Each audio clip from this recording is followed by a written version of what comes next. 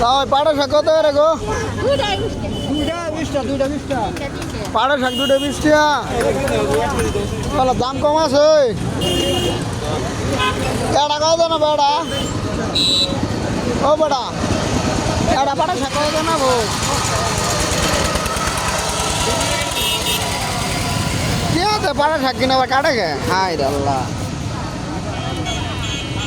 তাই 2টা 20 টাকা। হ্যাঁ তাই নাই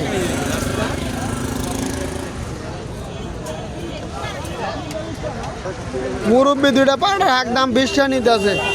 হাই রে বাজারের অবস্থা রে।